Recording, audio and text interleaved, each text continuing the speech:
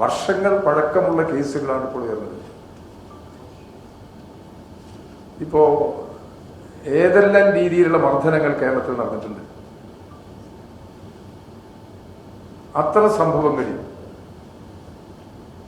ഏത് പോലീസിനെതിരായിട്ടാണ് UDA government കാലത്ത് നടപടി സ്വീകരിച്ചത്?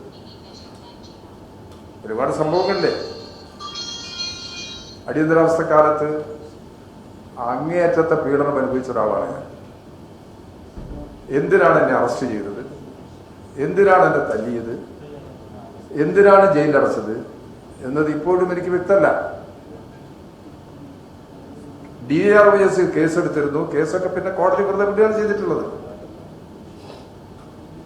അന്ന് ഞങ്ങളെയെല്ലാം മർദ്ദിച്ച ഏതെങ്കിലും ഒരു പോലീസുകാരന്റെ പേരിൽ പിന്നീട് അധികാരത്തിലുള്ള UDA ഗവൺമെന്റ് നടപടിയെടുത്തിട്ടുണ്ടോ? കേരളത്തിൽ പോലീസിന്റെ നയത്തിന്റെ സമീപനമാകെ മാറി.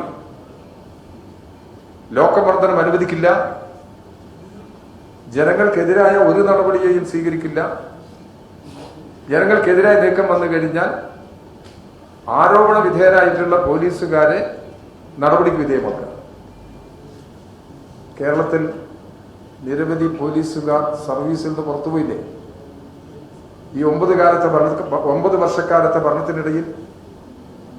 അപ്പൊ കുറ്റങ്ങൾക്കെതിരെ കർശന നടപടി സ്വീകരിക്കുന്നു. ഒരു കുറ്റകൃത്യവും പ്രോത്സാഹിപ്പിക്കില്ല എന്ന ഉറച്ച നിലപാടിന്റെ അടിസ്ഥാനത്തിലാണ് പോലീസുകാർക്കെതിരായിട്ട് നടപടി സ്വീകരിക്കുന്നത്. ഇനിയിപ്പോൾ വർഷങ്ങൾ പഴക്കമുള്ള കേസാണ് ഇപ്പോൾ ഉന്നയിക്കപ്പെട്ടതെങ്കിലും കാരണക്കാരായി ആരോപണ വിധേയരായിട്ടുള്ള പോലീസുകാരെ സസ്പെൻഡ് ചെയ്യുക എന്നുള്ള നടപടി സ്വീകരിച്ചില്ലേ? അതിന്റെ അപ്പുറത്തുള്ള നടപടി സ്വീകരിക്കണമെന്നുണ്ടെങ്കിൽ ഇതിന്റെ അന്വേഷണ നടപടിക്രമങ്ങൾ പൂർത്തീകരിച്ച് നിയമാനുസൃതം പ്രവർത്തിക്കണം. ഗവൺമെന്റിന് നിയമാനുസൃതമേ മുമ്പോട്ട് പ്രവർത്തിച്ചു പോകാൻ കഴിയുള്ളൂ. അത്തരമൊരു നിലപാടാണ് പൊതുവെ ഇക്കാര്യത്തിൽ സ്വീകരിക്കുന്നത്. ഒരു കാരണവശാലും പോലീസ് മർദ്ദനത്തെ ന്യായീകരിക്കാനോ പോലീസ് ലോക്കപ്പുകൾ മർദ്ദന കേന്ദ്രങ്ങളാക്കി മാറ്റാനോ ഇടതുപക്ഷ ജനാധിപത്യ മുന്നണിയും ഗവൺമെന്റ് അനുവദിക്കില്ല. ഗവൺമെന്റിന്റെ നിലപാടിന് വ്യത്യസ്തമായിട്ട് ആരെങ്കിലും പ്രവർത്തിച്ചിട്ടുണ്ടെങ്കിൽ അവർക്കെതിരെ കർശന നടപടി സ്വീകരിക്കുക എന്നുള്ള നിലപാടാണ് കേരളത്തിൽ ഇപ്പോൾ തുടരുന്നത്. സർക്കാരിന്റെ പ്രതിച്ഛായക്ക് ഒരു കോട്ടവും തട്ടിയിട്ടില്ല. സർക്കാരിന്റെ പ്രതിച്ഛായക്ക് കോട്ടം തട്ടിയിട്ടുണ്ടെങ്കിൽ ഈ വലിയ ഭോജന മുന്നേറ്റം കേരളത്തിലുണ്ടാവും.